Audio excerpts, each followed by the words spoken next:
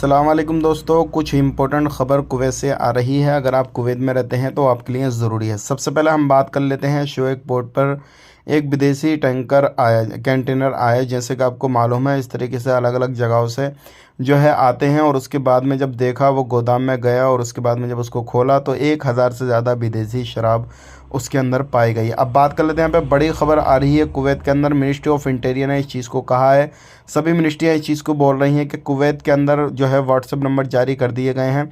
नहीं तो अगर आपको कोई भी नहीं मिल रहा तो कोई भी मिनिस्ट्री के आप नंबर पर कॉल करके इन्फॉर्मेशन दे सकते हैं।